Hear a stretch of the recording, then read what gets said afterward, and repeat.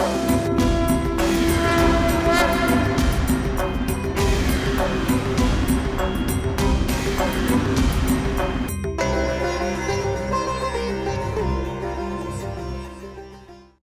ಕೃಷ್ಣ. ಎಲ್ಲರಿಗೂ ನಮಸ್ಕಾರ. ಭಗವದ್ಗೀತೆಯನ್ನು ಅರ್ಥ ಮಾಡಿಕೊಳ್ಳುವಂತಹ ಈ ಕಾರ್ಯಕ್ರಮಕ್ಕೆ ನಿಮಗೆಲ್ಲರಿಗೂ ಸ್ವಾಗತ. ಪ್ರಾರ್ಥನೆಯೊಂದಿಗೆ ನಮ್ಮ ಈ ಕಾರ್ಯಕ್ರಮವನ್ನು ಪ್ರಾರಂಭಿಸೋಣ. ಓಂ ನಮೋ ಭಗವತಿ ವಾಸುದೇವಾಯ. ಓಂ ನಮೋ ಭಗವತಿ ವಾಸುದೇವಾಯ. ಓಂ ನಮೋ ಭಗವತಿ ವಾಸುದೇವಾಯ. ಓಂ ಅಜ್ಞಾನತಿಮಿರಾಂಧಸ್ಯ ಜ್ಞಾನಾಂಜನಶಲಾಕಯ ಚಕ್ಷುರುನ್ಮಿಲಿತಂ ಯೇನ ತಸ್ಮೈ ಶ್ರೀ ಗುರವೇ ನಮಃ.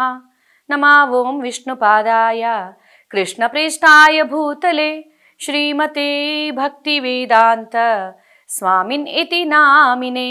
ನಮಸ್ತೆ ಸರಸ್ವತಿ ದೇವೆ ಗೌರವಾಣಿ ಪ್ರಚಾರಿಣೆ ನಿರ್ವಿಶೇಷ ಶೂನ್ಯವಾದಿ ಪಾಶ್ಚಾತ್ಯ ದೇಶತಾರಿಣೆ. जय श्री कृष्ण चैतन्य प्रभु नित्यानंद श्री अद्वैत गदाधर श्रीवासादि गौरभक्तवृंदा.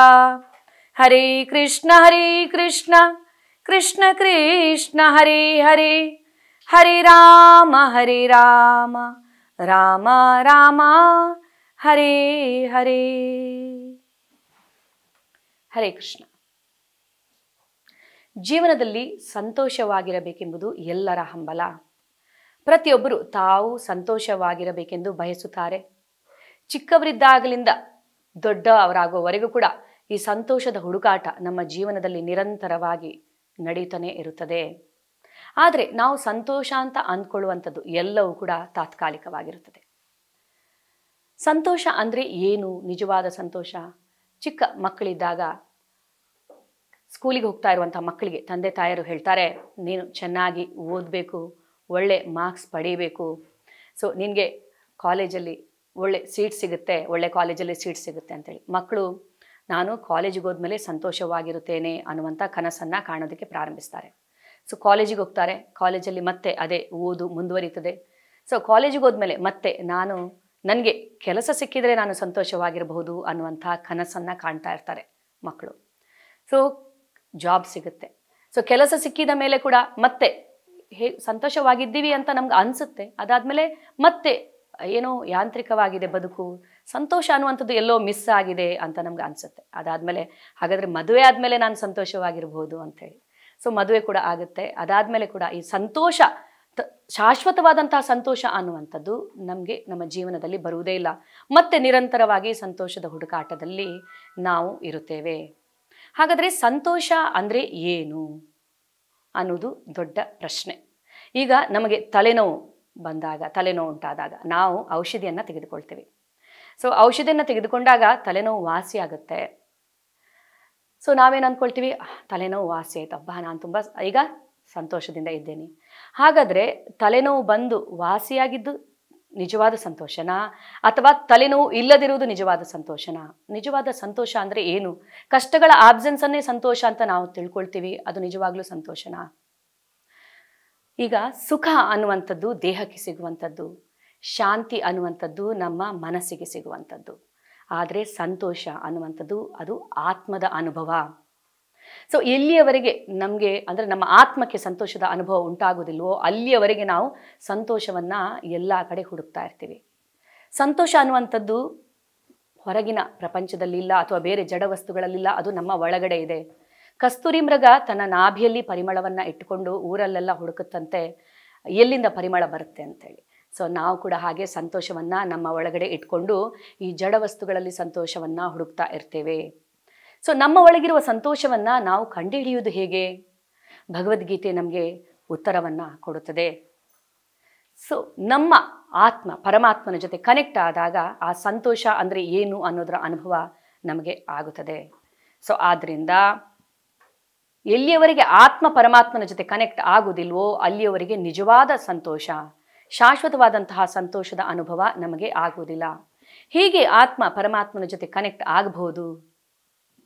ಭಗವದ್ಗೀತೆ ನಮಗೆ ಹೇಳುತ್ತೆ ಹೇಗೆ ಕನೆಕ್ಟ್ ಆಗಬಹುದು ಅಂತೇಳಿ. ನಾಸ್ತಿ ಬುದ್ಧಿರ್ ಅಯುಕ್ತಸ್ಯ ನ ಚ ಯುಕ್ತಸ್ಯ ಭಾವನಃ ನ ಚ ಭಾವಯತಃ ಶಾಂತಿರ್ ಅಶಾಂತಸ್ಯ ಕುತಃ ಸುಖಂ.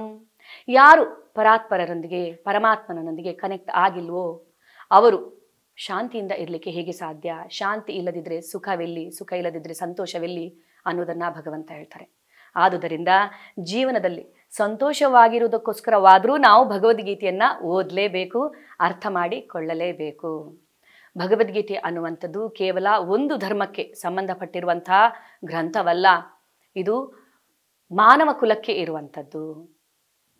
ಇದು ಹೇಗೆ ಬದುಕಬೇಕು ಅನ್ನೋದನ್ನು ನಮಗೆ ಹೇಳುತ್ತದೆ.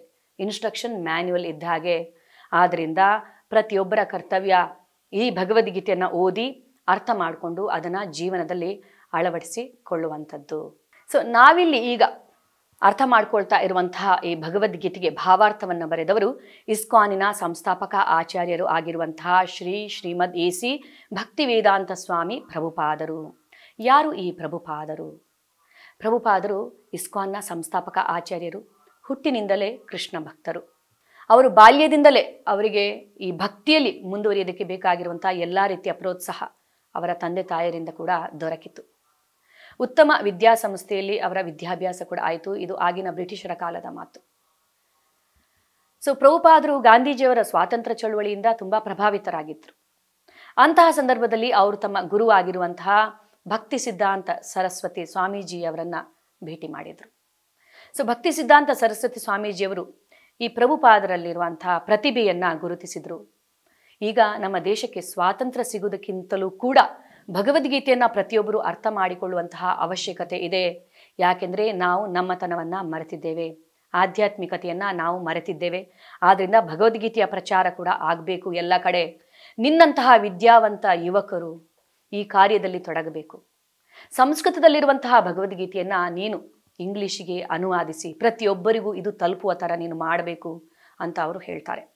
ಅದಾದಮೇಲೆ ಹೀಗೆ 2-3 ಬಾರಿ ತನ್ನ ಗುರುವನ್ನು ಭೇಟಿಯಾದ ನಂತರ ಪ್ರಭುಪಾದರು ಅವರು ನಿರ್ಧರಿಸುತ್ತಾರೆ, ಹೌದು ನಾನು ಈ ಭಕ್ತಿ ಯೋಗದಲ್ಲಿ ಮುಂದುವರಿಯಬೇಕು, ಹಲವಾರು ಜನರಿಗೆ ಈ ಭಗವದ್ಗೀತೆಯ ಮಹತ್ವವನ್ನು ತಿಳಿಸುವಂಥ ಕಾರ್ಯವನ್ನು ಮಾಡಬೇಕು ಅನ್ನುವಂಥ ಒಂದು ಯೋಚನೆಯನ್ನು ಅವರು ಮಾಡ್ತಾರೆ. ತಮ್ಮ ಗುರುವಿನಿಂದ ದೀಕ್ಷೆಯನ್ನು ಅವರು ತೆಗೆದುಕೊಳ್ಳುತ್ತಾರೆ.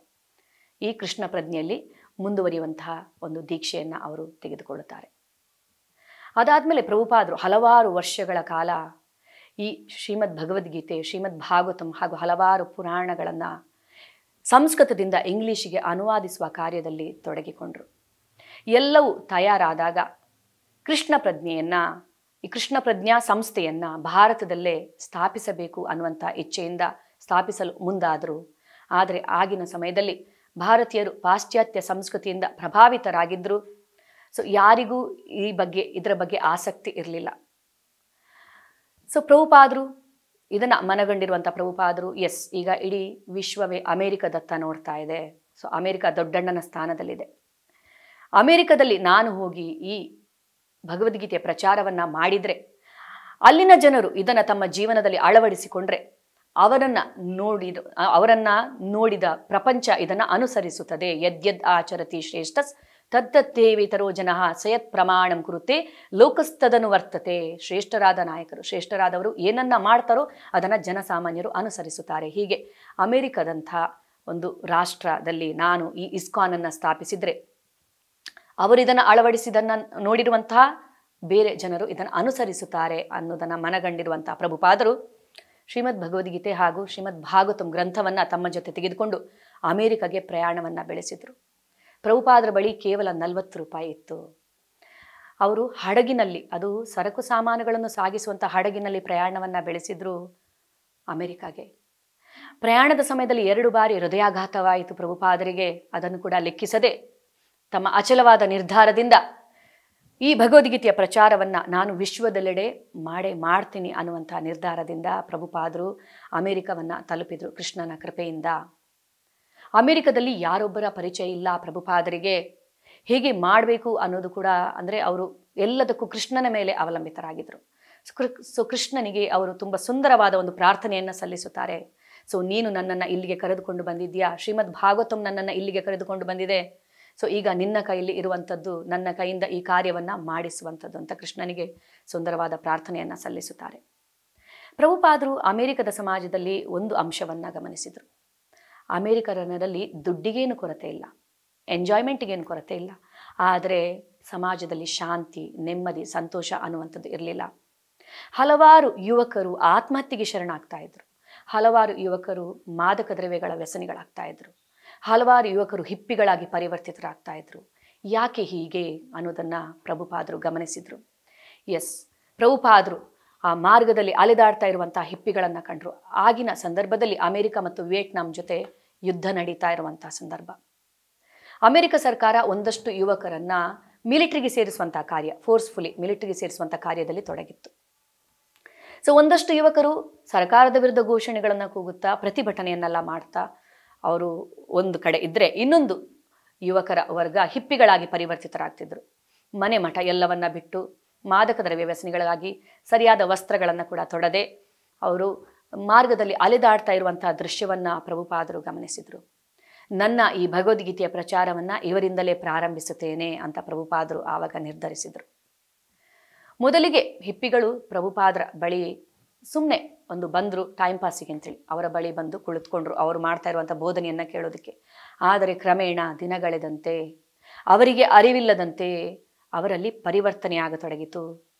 ಪ್ರಭುಪಾದರ ದಿವ್ಯ ಸಂಘ, ಭಗವಂತನ ದಿವ್ಯ ವಾಣಿಯನ್ನು ಕೇಳ್ತಾ ಕೇಳ್ತಾ ಹಿಪ್ಪಿಗಳೆಲ್ಲ ಹ್ಯಾಪಿಗಳಾಗಿ ಪರಿವರ್ತಿತರಾದರು. ಯಾರು ರಾಮ ಯಾರು ಕೃಷ್ಣ ಅಂತ ಕೂಡ ಗೊತ್ತಿಲ್ಲ ಹಿಪ್ಪಿಗಳಿಗೆ. ಪ್ರಭುಪಾದರು ಹೇಳಿದರು ಹರೇ ಕೃಷ್ಣ ಮಹಾಮಂತ್ರವನ್ನು ಜಪಿಸಿ ಅಂತೇಳಿ. ಪ್ರಭುಪಾದರು ಹೇಳಿದ್ನ ಅವರು ಅನುಸರಿಸಿದ್ರು. ನೀವು ನಿಜವಾಗ್ಲೂ ಸಂತೋಷವನ್ನು ಹುಡುಕ್ತಾ ಇದ್ದೀರಲ್ವಾ, ಆ ಸಂತೋಷ, ನಿಜವಾದ ಸಂತೋಷ ನಿಮಗೆ ಹೇಗೆ ಸಿಗ್ಬೋದು ಅನ್ನೋದನ್ನು ನಾನು ಹೇಳ್ತೀನಿ. ನಾನು ಹೇಳಿದಾಗೆ ನೀವು ಕೇಳಿ, ಈ ಹರೇ ಕೃಷ್ಣ ಮಹಾಮಂತ್ರವನ್ನು ಜಪಿಸಿ, ಭಗವದ್ಗೀತೆಯನ್ನು ನೀವು ಕೇಳಿ, ಇದನ್ನು ನಿಮ್ಮ ಜೀವನದಲ್ಲಿ ಅಳವಡಿಸಿಕೊಳ್ಳಿ. ಈ ಮಾದಕ ದ್ರವ್ಯಕ್ಕಿಂತ ಹೆಚ್ಚಿನ ಸಂತೋಷ ನಿಮಗೆ ಇದರಲ್ಲಿ ಸಿಗುತ್ತೆ, ಈ ಹರಿನಾಮದಲ್ಲಿ ಸಿಗುತ್ತೆ ಅನ್ನೋದನ್ನು ಪ್ರಭುಪಾದರು ಹೇಳಿದರು. ಪ್ರಭುಪಾದರ ಮಾತನ್ನು ಅನುಸರಿಸಿರುವಂಥ ಹಿಪ್ಪಿಗಳು ಹ್ಯಾಪಿಗಳಾಗಿ ಪರಿವರ್ತಿತರಾದರು. ಅಮೆರಿಕನ್ ಸರ್ಕಾರಕ್ಕೆ ತಲೆನೋವಾಗಿದ್ದರು ಈ ಹಿಪ್ಪಿಗಳೆಲ್ಲ. ಅವರನ್ನು ಕಂಟ್ರೋಲ್ ಮಾಡ್ಲಿಕ್ಕೆ ಆಗ್ತಾ ಇರಲಿಲ್ಲ. ಈ ಹಿಪ್ಪಿಗಳೆಲ್ಲ ಈ ಥರ ಭಕ್ತರಾಗಿರುವುದನ್ನು ಗಮನಿಸಿರುವಂಥ ಅಮೆರಿಕನ್ ಸರ್ಕಾರಕ್ಕೆ ನಿಜವಾಗ್ಲೂ ಆಶ್ಚರ್ಯವಾಯಿತು. ಪ್ರಭುಪಾದರನ್ನು ಕರೆದು ಅಮೆರಿಕನ್ ಸರ್ಕಾರ ಅವರಿಗೆ ಥ್ಯಾಂಕ್ಸ್ ಹೇಳಿತು. ನಮ್ಮ ಕೈಲಿ ಆಗದಿರುವಂತಹ ಕೆಲಸವನ್ನು ನೀವು ಮಾಡಿ ತೋರಿಸಿದ್ರಿ ಪ್ರಭುಪಾದರೆ. ಹಲವಾರು ಯುವಕರು ಈಗ ಉತ್ತಮ ಪ್ರಜೆಗಳಾಗ್ತಾ ಇದ್ದಾರೆ ಅನ್ನೋದನ್ನು ಅಮೆರಿಕನ್ ಸರ್ಕಾರ ಇದನ್ನು ಮನಗಂಡಿತು. ಇದು ಪ್ರಭುಪಾದರ ಒಂದು ದಿವ್ಯ ಸಂಘದಿಂದ ಆಗಿರುವಂತಹ ಒಂದು ಪರಿವರ್ತನೆ ಅಂತ ನಾವು ಹೇಳ್ಬೋದು. ಪ್ರಾಮಾಣಿಕ ಪ್ರಯತ್ನ, ಭಗವಂತನ ಕೃಪೆ, ಭಗವಂತನ ಪವಿತ್ರ ವಾಣಿ ಎಲ್ಲ ರೀತಿಯಲ್ಲಿ ಅವರಿಗೆ ಒಂದು ಒಳ್ಳೆಯದನ್ನು ಮಾಡಿತ್ತು. ಲಕ್ಷಾಂತರ ಜನರು ಪ್ರಭುಪಾದರ ಅನುಯಾಯಿಗಳಾದರು. ಪ್ರಭುಪಾದರು ಇಸ್ಕಾನ್ ಅನ್ನು ಸ್ಥಾಪಿಸಿದರು. ISKCON, international society for Krishna consciousness, ಅಂದರೆ ಅಂತಾರಾಷ್ಟ್ರೀಯ ಕೃಷ್ಣ ಪ್ರಜ್ಞಾ ಸಂಸ್ಥೆಯನ್ನು ಅವರು ಅಮೆರಿಕದಲ್ಲಿ ಸ್ಥಾಪಿಸಿದರು ಅಮೆರಿಕನ್ನರ ಸಹಾಯದಿಂದ. ಹಲವಾರು ಸಣ್ಣ ಪುಟ್ಟ ಪುಸ್ತಕಗಳನ್ನು ಪ್ರಕಟಿಸಿದರು ಪ್ರಭುಪಾದರು. ಮರಳಿ ಭಗವಂತನೆಡೆಗೆ ಅನ್ನುವಂಥ ಒಂದು ಪುಸ್ತಕವನ್ನು ಕೂಡ ಅವರು ಪ್ರಕಟಿಸಿದರು. ಇದರಿಂದ ಅಂದರೆ ಈ ಪುಸ್ತಕಗಳು, ಚಿಕ್ಕ ಚಿಕ್ಕ ಪುಸ್ತಕಗಳು ಕೃಷ್ಣ ಪ್ರಜ್ಞೆ ಎಷ್ಟು ವೈಜ್ಞಾನಿಕವಾಗಿದೆ ಅನ್ನುವಂಥ ಅಂಶವನ್ನು ಸಾರ್ತಾ ಇತ್ತು. ಹೀಗೆ ಪ್ರಭುಪಾದರು ಕೃಷ್ಣ ಪ್ರಜ್ಞೆಯನ್ನು ವಿಶ್ವದೆಲ್ಲೆಡೆ ಹರಡೋದ್ರಲ್ಲಿ ಯಶಸ್ವಿಯಾದರು. 12 ವರ್ಷಗಳಲ್ಲಿ ಪ್ರಪಂಚದಾದ್ಯಂತ ಹಲವಾರು ಬಾರಿ ಅವರು ಒಂದು ಪರ್ಯಟನೆ, ಅಂದರೆ ಎಲ್ಲ ದೇಶಗಳಿಗೆ ಭೇಟಿ ನೀಡಿ 108 ಇಸ್ಕಾನ್ ದೇವಸ್ಥಾನಗಳನ್ನು ಸ್ಥಾಪಿಸಿದರು ಪ್ರಭುಪಾದರು. ಈಗ ಪ್ರಪಂಚದಾದ್ಯಂತ ಸಾವಿರಾರು ಇಸ್ಕಾನ್ನ ದೇವಸ್ಥಾನಗಳಿವೆ. ಕೋಟ್ಯಾಂತರ ಸಂಖ್ಯೆಯಲ್ಲಿ ಇಸ್ಕಾನಿನ ಅನುಯಾಯಿಗಳಿದ್ದಾರೆ.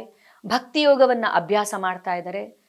ಸಂತೋಷ, ನೆಮ್ಮದಿಯ ಜೀವನವನ್ನು ಅನುಸರಿಸ್ತಾ ಇದ್ದಾರೆ ಈ ಭಕ್ತಿ ಯೋಗದಿಂದಾಗಿ.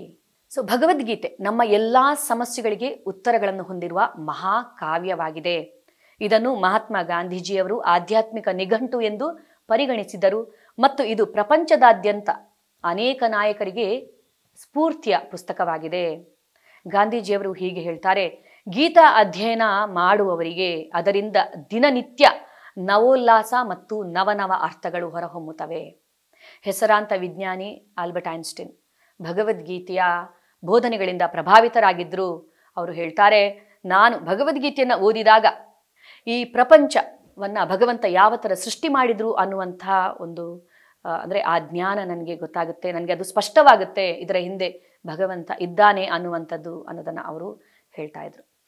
ಈಗ ಹಲವಾರು ಭಗವದ್ಗೀತೆಗಳಿವೆ. ಇಸ್ಕಾನಿನ ಭಗವದ್ಗೀತೆ ಯಥಾರೂಪವೇ ಏಕೆ ಅಂತ ನೀವು ಕೇಳ್ಬೋದು. ನಾವೀಗ ನಮ್ಮ ಮೊಬೈಲ್ಗೆ ಚಾರ್ಜ್ ಮಾಡುವಾಗ ಆ ಚಾರ್ಜರ್ದು ಕೇಬಲ್, ಆ ವಯರ್ ಮುರಿದು ಹೋದರೆ ನಮ್ಮ ಮೊಬೈಲ್ ಚಾರ್ಜ್ ಆಗಲ್ಲ ಅಲ್ವಾ? ಅದೇ ಥರ ಈ ಜ್ಞಾನ ಅನ್ನುವಂಥದ್ದು ಕೂಡ ಗುರು ಪರಂಪರೆಯಿಂದ ಬರಬೇಕು. ಕೃಷ್ಣನ ಸಂದೇಶವು ಶಿಸ್ತಿನ ಉತ್ತರಾಧಿಕಾರದ ಗುರು ಪರಂಪರೆಯ ಸರಪಳಿಯ ಮೂಲಕ ಬರಬೇಕು. ಕನೆಕ್ಷನ್ ಇದ್ದಾಗ ಮಾತ್ರ ಅಲ್ವಾ? ಈಗ ಪವರ್ ಹೌಸ್ನಿಂದ ಎಲೆಕ್ಟ್ರಿಸಿಟಿ ನಮ್ಮ ಮನೆಗೆ ಹೇಗೆ ಹರಿದು ಬರುತ್ತೆ? ವಯರ್ ಮೂಲಕ ಹರಿದು ಬರುತ್ತೆ. ಸೊ ಅದೇ ಪವರ್ ಇಲ್ಲಿ ನಾವು ಪ್ಲಗ್ಗೆ ಅಂದರೆ ಪ್ಲಗ್ ಹಾಕಿದಾಗ, ಪ್ಲಗ್ ಪಾಯಿಂಟಲ್ಲಿ ಪ್ಲಗ್ ಇದು ಮಾಡಿದಾಗ, ನಾವು ಕನೆಕ್ಟ್ ಮಾಡಿದಾಗ ಕರೆಂಟ್ ಹರಿದು ಬರುತ್ತೆ. ಯಾಕೆಂದರೆ ಅದು ವಯರ್ ಮೂಲಕ, ಅದಕ್ಕೆ ಕನೆಕ್ಷನ್ ಇದೆ. ಕನೆಕ್ಷನ್ ಇಲ್ಲ ಅಂದರೆ ಕರೆಂಟ್ ಕೂಡ ಹರಿಯುವುದಿಲ್ಲ. ಅದೇ ಥರ ಸೊ ಭಗವಂತನ ಈ ಸಂದೇಶವನ್ನು ನಮ್ಮ ಸ್ವಂತ ಬುದ್ಧಿಯ ಮೂಲಕ ನಾವು ಅರ್ಥ ಮಾಡ್ಕೊಳ್ಳೋದಕ್ಕೆ ಆಗೋದಿಲ್ಲ. ಭಗವಂತನಿಂದ ಸ್ಥಾಪಿತವಾಗಿರುವಂತಹ ಗುರು ಶಿಷ್ಯ ಪರಂಪರೆಯ ಮೂಲಕ ನಾವಿದನ್ನು ಅರ್ಥ ಮಾಡಿಕೊಂಡಾಗ ಮಾತ್ರ ಇದು ಸಾಧ್ಯ. ಯಾಕೆಂದರೆ ಆ ಭಗವಂತನ ಸಂದೇಶ ಅದೇ ಥರ ಗುರು ಶಿಷ್ಯ ಪರಂಪರೆಯ ಮೂಲಕ ಹರಿದು ಬಂದು ಅದು ನಮಗೆ ಅದೇ ಜ್ಞಾನ ನಮಗೆ ಸಿಗುತ್ತದೆ. ಆದ್ದರಿಂದ ನಾವು ಈ ಸಂಪ್ರದಾಯ, ಈ ಗುರು ಪರಂಪರೆಯನ್ನು ಅನುಸರಿಸುವಂತಹ ಅವಶ್ಯಕತೆ ಇದೆ. ಹಾಗಾದರೆ ಇಸ್ಕಾನ್ ಅನುಸರಿಸ್ತಾ ಇರುವಂತಹ ಸಂಪ್ರದಾಯ ಯಾವುದು? ಭಗವಂತ ಹೇಳ್ತಾರೆ, ಏವಂ ಪರಂಪರಾ ಪ್ರಾಪ್ತಂ ಇಮಂ ರಾಜರ್ಷಯೋ ವಿದುಹು. ಈ ಭಗವದ್ಗೀತೆಯ ಜ್ಞಾನ ಗುರು ಪರಂಪರೆಯಿಂದ ಬಂದಿತು. ರಾಜರ್ಷಿಗಳು ಇದನ್ನು ಹಾಗೆಯೇ ಗ್ರಹಿಸಿದರು. ಆದರೆ ಕಾಲಕ್ರಮದಲ್ಲಿ ಅದು ಛೇದವಾಯಿತು. ಆದುದರಿಂದ ಈ ಜ್ಞಾನವನ್ನು ನಾನೀಗ ನಿನಗೆ ಮತ್ತೆ ಬೋಧಿಸುತ್ತೇನೆ ಅಂತ ಭಗವಂತ ಅರ್ಜುನನಿಗೆ ಹೇಳ್ತಾರೆ. ಸೊ ಭಗವಂತನೇ ಹೇಳ್ತಾರೆ ಇದು ಗುರು ಪರಂಪರೆಯಲ್ಲಿ ಬರಬೇಕಂತೇಳಿ ಭಗವದ್ಗೀತೆನ ಬೋಧಿಸಿರುವಂತಹ ಭಗವಂತನೇ ಹೇಳ್ತಾ ಇದ್ದಾರೆ. ಆದ್ರಿಂದ ನಾವೀಗ ಇಲ್ಲಿ ಅರ್ಥ ಮಾಡ್ಕೊಳ್ತಾ ಇರುವಂತಹ ಭಗವದ್ಗೀತೆ ಯಥಾರೂಪ ಇದು ಗುರು ಪರಂಪರೆಯಿಂದನೇ ಪ್ರಾಪ್ತವಾಗಿದೆ. ಭಗವಂತನಿಂದ ಸ್ಥಾಪಿಸಲ್ಪಟ್ಟ ಗುರು ಪರಂಪರೆ ಯಾವುದು? ಇದು ನಮ್ಮ ಗುರು ಪರಂಪರೆ ಹೀಗಿದೆ. ಸೊ ಈಗ ಬ್ರಹ್ಮನಿಗೆ 4 ವೇದಗಳ ಜ್ಞಾನ ವಿಷ್ಣುವಿನಿಂದ ಪ್ರಾಪ್ತಿಯಾಯಿತು. ಬ್ರಹ್ಮನ ಶಿಷ್ಯ ನಾರದರು, ನಾರದರ ಶಿಷ್ಯರು ವೇದವ್ಯಾಸರು, ವೇದವ್ಯಾಸರ ಶಿಷ್ಯರು ಮಧ್ವಾಚಾರ್ಯರು. ಉಡುಪಿಯ ಮಧ್ವಾಚಾರ್ಯರು ನೀವೆಲ್ಲರೂ ಕೇಳಿರಬಹುದು ಅಲ್ವಾ? ಮಧ್ವಾಚಾರ್ಯರ ಶಿಷ್ಯರು ಪದ್ಮನಾಭ, ನೃಹರಿ, ಮಾಧವ, ಅಕ್ಷೋಭ್ಯ, ಹೀಗೆ ಇದು ಬೆಳೆದು ಬಂದು ಕೊನೆಗೆ ಚೈತನ್ಯ ಮಹಾಪ್ರಭುಗಳು, ಅದಾದಮೇಲೆ 32ನೇ ಸ್ಥಾನದಲ್ಲಿ AC ಭಕ್ತಿ ವೇದಾಂತ ಸ್ವಾಮಿ ಪ್ರಭುಪಾದರು, ನಮ್ಮ ಇಸ್ಕಾನ್ನ ಸಂಸ್ಥಾಪಕ ಆಚಾರ್ಯರು. ಸೊ ಈ ಜ್ಞಾನ ಇದು ಗುರು ಪರಂಪರೆಯಲ್ಲಿ ಹೀಗೆ ಇದು ಬಂದಿರೋದ್ರಿಂದ ನಾವೀಗ ಇಲ್ಲಿ ಪಡೀತಾ ಇರುವಂತಹ ಜ್ಞಾನ ಅಷ್ಟೇ ಅಧಿಕೃತವಾಗಿ ಬಂದಿರುವಂಥದ್ದು, ಕೃಷ್ಣನಿಂದ ಬಂದಿರುವಂತಹ ನೇರ ಸಂದೇಶ ಅನ್ನೋದನ್ನು ನಾವಿಲ್ಲಿ ಅರ್ಥ ಮಾಡ್ಕೊಳ್ಬೋದು. ಭಗವದ್ಗೀತೆ ಒಂದು ವಿಶಾಲವಾದ ಗ್ರಂಥವಾಗಿದೆ. ಇದರ ಕ್ರಮಬದ್ಧವಾದ ಅಧ್ಯಯನವು 1 ವರ್ಷನೇ ತೆಗೆದುಕೊಳ್ಬೋದು. ನಾವು ಭಗವದ್ಗೀತೆಯಲ್ಲಿ ಮುಖ್ಯವಾಗಿ ಏನಿದೆ ಅನ್ನೋದನ್ನು ನಿಮಗೆ ಇಲ್ಲಿ ವಿವರಿಸುತ್ತೇವೆ. ಮುಖ್ಯವಾಗಿ ಕೃಷ್ಣ ಮತ್ತು ಅರ್ಜುನರ ನಡುವಿನ ಸಂಭಾಷಣೆಯ ಒಂದು ಆಲೋಚನೆಗಳ ಹರಿವಿನತ್ತ ನಾವು ಗಮನವನ್ನು ಹರಿಸುತ್ತೇವೆ. ಆದರೆ ಈ ಒಂದು ಭಗವದ್ಗೀತೆಯ ಕಾರ್ಯಕ್ರಮದ ನಂತರ ಭಗವದ್ಗೀತೆಯಲ್ಲಿ ಏನಿದೆ ಅನ್ನೋದು ಖಂಡಿತವಾಗ್ಲೂ ನಿಮ್ಗೆ ಅರ್ಥವಾಗುತ್ತೆ. ಅದನ್ನು ನಿಮ್ಮ ಜೀವನದಲ್ಲಿ ಹೇಗೆ ಅಳವಡಿಸಿಕೊಳ್ಳಬೇಕು ಅನ್ನೋದು ಖಂಡಿತವಾಗ್ಲೂ ಅರ್ಥ ಆಗುತ್ತೆ. ಪ್ರಾಕ್ಟಿಕಲ್ ಅಪ್ಲಿಕೇಶನ್ ಏನು ಭಗವದ್ಗೀತೆದು ಅನ್ನೋದನ್ನು ನೀವು ಖಂಡಿತವಾಗ್ಲೂ ಅರ್ಥ ಮಾಡಿಕೊಳ್ಳಲಿದ್ದೀರಿ. ಎಲ್ಲರೂ ಇದರ ಸದುಪಯೋಗವನ್ನು ಪಡೆದುಕೊಳ್ಳಲಿದ್ದೀರಿ ಅನ್ನುವಂಥ ಭರವಸೆಯನ್ನು ನಾವು ನಿಮಗೆ ಕೊಡ್ತೇವೆ. ಸೊ ಭಗವದ್ಗೀತೆಯನ್ನು ಬೋಧಿಸೋದಕ್ಕೆ ಒಂದು ಯಾವ ಸಂದರ್ಭದಲ್ಲಿ ಅಂದರೆ ಆ ಸನ್ನಿವೇಶ, ಭಗವದ್ಗೀತೆನ ಬೋಧಿಸಲಿಕ್ಕೆ ಕಾರಣವಾಗುವಂಥ ಅಂಶಗಳು, ಯಾವ ಸಂದರ್ಭದಲ್ಲಿ ಇದನ್ನು ಬೋಧಿಸಲಾಯಿತು? 2 ಸೇನೆಗಳ ಮಧ್ಯೆ ರಥವನ್ನು ಸ್ಥಾಪಿಸಿದ್ರು ಭಗವಂತ ಕೃಷ್ಣ. ಕುರುಕ್ಷೇತ್ರ ಯುದ್ಧ ಭೂಮಿಯಲ್ಲಿ ಅರ್ಜುನ ಹೋರಾಡಲು ವಿಷಾದ ವ್ಯಕ್ತಪಡಿಸಿದ. ತನ್ನ ಬಂಧು ಬಾಂಧವರನ್ನ, ಸಂಬಂಧಿಕರನ್ನ ನೋಡಿ ತನ್ನ ಕರ್ತವ್ಯದ ಬಗ್ಗೆ ಅರ್ಜುನ ಗೊಂದಲದಲ್ಲಿದ್ದಾಗ ಶ್ರೀಕೃಷ್ಣನಿಗೆ ಶರಣಾಗಿ ಮಾರ್ಗದರ್ಶನ ಪಡೆದ ಪರಿಣಾಮವಾಗಿ ಈ ಭಗವದ್ಗೀತೆಯನ್ನ ಬೋಧಿಸಲಾಯಿತು. ಪ್ರತಿಯೊಂದು ಪ್ರಯಾಣವು ಮೊದಲ ಹೆಜ್ಜೆಯೊಂದಿಗೆ ಪ್ರಾರಂಭವಾಗುತ್ತದೆ. ಭಗವದ್ಗೀತೆ ಎಂಬ ಅದ್ಭುತ ರಹಸ್ಯವನ್ನ, ಅದ್ಭುತ ಜ್ಞಾನವನ್ನ ತಿಳಿಯುವಂತಹ ನಮ್ಮ ಈ ಪ್ರಯಾಣವನ್ನ ಪ್ರಾರಂಭಿಸೋಣ. ಎಲ್ಲರಿಗೂ ಮತ್ತೊಮ್ಮೆ ಸ್ವಾಗತ. ಭಗವದ್ಗೀತೆಯಲ್ಲಿ ಮುಖ್ಯವಾದ 5 ವಿಷಯ ವಸ್ತುಗಳು ಇವೆ. ಯಾವುದೆಲ್ಲ ಅದು? ಈಶ್ವರ, ಜೀವ, ಪ್ರಕೃತಿ, ಕಾಲ, ಕರ್ಮ. ಭಗವದ್ಗೀತೆಯ ವಸ್ತು 5 ಮೂಲ ಸತ್ಯಗಳ ಅರಿವನ್ನು ಒಳಗೊಳ್ಳುತ್ತದೆ. ಮೊದಲನೆಯದಾಗಿ ಭಗವದ್ ವಿಜ್ಞಾನವನ್ನ ವಿವರಿಸಿ ಅನಂತರ ಜೀವಿಗಳ ಸಹಜ ಸ್ವರೂಪವನ್ನ ವಿವರಿಸಿದೆ. ಸರ್ವ ನಿಯಾಮಕನಾದ ಈಶ್ವರನಿದ್ದಾನೆ, ನಿಯಮಕ್ಕೊಳಗಾಗುವ ಜೀವಿಗಳು ಇದ್ದಾರೆ. ಜೀವಿಯ ಬದ್ಧ ಬದುಕಿನಲ್ಲಂತೂ ಆತನು ಎಲ್ಲ ರೀತಿಗಳಲ್ಲೂ ನಿಯಂತ್ರಣಕ್ಕೆ ಒಳಪಟ್ಟಿರುತ್ತಾನೆ. ಸೊ ಭಗವದ್ಗೀತೆಯ ವಸ್ತು ಪರಮ ನಿಯಾಮಕನಾದ ಈಶ್ವರ ಮತ್ತು ನಿಯಮಕ್ಕೊಳಪಟ್ಟ ಜೀವಿಗಳು, ಪ್ರಕೃತಿ ಮತ್ತು ಕಾಲ ಅಂದರೆ ಇಡೀ ವಿಶ್ವದ ಅಸ್ತಿತ್ವದ ಅಥವಾ ಐಹಿಕ ನಿಸರ್ಗದ ಕಾಲಾವಧಿ ಮತ್ತು ಕರ್ಮ, ಇವುಗಳನ್ನು ಚರ್ಚಿಸಲಾಗಿದೆ. ಸೊ ಭಗವಂತ ಯಾರು ಅನ್ನೋದನ್ನ ನಾವು ತಿಳಿದುಕೊಳ್ಳಲಿದ್ದೇವೆ. ಅದಾದ್ಮೇಲೆ ನಾವು ಯಾರು ಅನ್ನೋದನ್ನ ನಾವು ತಿಳಿದುಕೊಳ್ಳಲಿದ್ದೇವೆ. ನಾವು ಯಾರು ಅನ್ನೋದು ನಮಗೆ ಗೊತ್ತಿಲ್ಲ. ನಮ್ಮನ್ನ ನಾವು ಈ ದೇಹದೊಂದಿಗೆ ಗುರುತಿಸಿಕೊಳ್ತಾ ಇದ್ದೇವೆ ಅಲ್ವಾ. ನಾವು ಯಾರು ಅನ್ನೋದನ್ನ ನಾವು ತಿಳಿದುಕೊಳ್ಳಲಿದ್ದೇವೆ. ಅದಾದ್ಮೇಲೆ ಪ್ರಕೃತಿ, ಜೀವಿಗಳು ವಾಸಿಸ್ತಾ ಇರುವಂತಹ ಈ ಪ್ರಕೃತಿ, ಭೌತಿಕ ಪ್ರಕೃತಿಯ ಬಗ್ಗೆ ನಾವು ತಿಳಿದುಕೊಳ್ಳಲಿದ್ದೇವೆ. ಕಾಲದ ಬಗ್ಗೆ ನಾವು ತಿಳಿದುಕೊಳ್ಳಲಿದ್ದೇವೆ. ಕರ್ಮ. ಸೊ ಕರ್ಮ ಅಂದ್ರೆ ಏನು? ಕರ್ಮ ಅನ್ನೋದಕ್ಕೆ 3 ಅರ್ಥ ಇದೆ. ಒಂದು, ನಾವು ಮಾಡ್ತಾ ಇರುವಂತ ಕೆಲಸವನ್ನ ಕರ್ಮ ಅಂತ ಹೇಳಲಾಗುತ್ತದೆ. ಇನ್ನೊಂದು, ನಮ್ಮ ನಿಯತ ಕರ್ತವ್ಯ ಅನ್ನುವಂಥದ್ದು, ಪ್ರಿಸ್ಕ್ರೈಬ್ ಡ್ಯೂಟಿ ಅಂತ ಇರುತ್ತೆ. ಸೊ ಅದನ್ನ ಕೂಡ ಕರ್ಮ ಅಂತ ಹೇಳಲಾಗುತ್ತೆ. ಇನ್ನೊಂದು, ಕರ್ಮದ ಫಲವನ್ನು ಕೂಡ ಕರ್ಮ ಅಂತ ಹೇಳ್ತಾರೆ ಅಲ್ವಾ, ಕರ್ಮವನ್ನ ಅನುಭವಿಸುವಂಥದ್ದು ಅಂತ ಹೇಳ್ತಾರೆ. ಸೊ ಹೀಗೆ ಕರ್ಮ ಅಂದ್ರೆ ಏನು? ಈಗ ಈ ಪ್ರಪಂಚದಲ್ಲಿ ನಾವು ಈ ಜೀವನದಲ್ಲಿ ಕೆಲಸವನ್ನ ಪ್ರತಿಯೊಬ್ಬರು ಮಾಡಲೇಬೇಕು ಅಲ್ವಾ. ಕೆಲಸ ಮಾಡದೆ ಯಾರು ಇರ್ಲಿಕ್ಕೆ ಸಾಧ್ಯನೇ ಇಲ್ಲ. ಸೊ ನಾವು ಮಾಡುವಂತ ಪ್ರತಿಯೊಂದು ಕ್ರಿಯೆಯು ಪ್ರತಿಕ್ರಿಯೆಯಿಂದ ಹೊರತಾಗಿಲ್ಲ. ಪ್ರತಿಯೊಂದು ಕ್ರಿಯೆಗೂ ಪ್ರತಿಕ್ರಿಯೆ ಇರುತ್ತೆ. ಇದು ನ್ಯೂಟನ್ನ 3ನೇ ನಿಯಮ ಕೂಡ ಹೇಳುತ್ತೆ ಅಲ್ವಾ. ಪ್ರತಿಯೊಂದು ಕ್ರಿಯೆಗೂ ಸಮಾನವಾದ ಮತ್ತು ವಿರುದ್ಧವಾದ ಪ್ರತಿಕ್ರಿಯೆ ಇದ್ದೇ ಇರುತ್ತದೆ ಅಂತೇಳಿ. ಈ ಪ್ರಕೃತಿಯೇ ಅದೇ ತರ ಕಾರ್ಯವನ್ನ ನಿರ್ವಹಿಸ್ತಾ ಇದೆ ಅಂದಾದ್ಮೇಲೆ ಮನುಷ್ಯರು ಕೂಡ ಈ ಕರ್ಮದ ಫಲಗಳಿಂದ ಹೊರತಾಗಿಲ್ಲ. ಸೊ ಆದ್ರಿಂದ ಏನೇ ಕಾರ್ಯವನ್ನ ನಾವು ಮಾಡ್ಲಿ ಅದಕ್ಕೆ ಪ್ರತಿಕ್ರಿಯೆ ಅನ್ನುವಂಥದ್ದು ಇರುತ್ತೆ. ಒಳ್ಳೆ ಕೆಲಸಕ್ಕೆ ಒಳ್ಳೆ ಫಲ, ಕೆಟ್ಟ ಕೆಲಸಕ್ಕೆ ಕೆಟ್ಟ ಫಲ. ಕೆಲವು ಸತಿ ಒಳ್ಳೇದು ಯಾವುದು ಕೆಟ್ಟದ್ದು ಯಾವುದು ಅಂತ ಜಡ್ಜ್ ಮಾಡ್ಲಿಕ್ಕೂ ಕಷ್ಟ ಆಗುತ್ತೆ ನಮಗೆ. ಇಂದಿನ ಪರಿಸ್ಥಿತಿಯಲ್ಲಿ ನಾವು ಒಳ್ಳೇದನ್ನೇ ಮಾಡೋದಕ್ಕೆ ಹೋಗ್ತೀವಿ, ಆದ್ರೆ ಅದರ ಪರಿಣಾಮ ಕೆಟ್ಟದಾದ್ರೆ ಅದರಿಂದ ನಮಗೆ ಕೆಟ್ಟ ಫಲ ಕೂಡ ಬರ್ಬೋದು. ಹೀಗೆ ಅರ್ಥ ಮಾಡ್ಕೊಳ್ಳುವಂಥದ್ದು ಈ ಕರ್ಮದ ಒಂದು ನಾವು ಇದನ್ನ ನಿಯಮವನ್ನ, ಕರ್ಮದ ಜಟಿಲತೆಯನ್ನ ಅರ್ಥ ಮಾಡಿಕೊಳ್ಳುವಂಥದ್ದು ಅಷ್ಟು ಸುಲಭವಲ್ಲ. ಆದ್ರಿಂದ ಹೇಗೆ ಅರ್ಥ ಮಾಡ್ಕೊಳ್ಬೇಕು ಅಂಥೇಳಿ ನಮಗೆ ಗೊತ್ತಿಲ್ಲದೆ ಇದ್ದಾಗ ಯಾವ ಥರ ಕರ್ಮವನ್ನ ಮಾಡಬೇಕು ಅನ್ನೋದನ್ನ ನಾವು ತಿಳಿದುಕೊಳ್ಳುವ ಅವಶ್ಯಕತೆ ಇದೆ.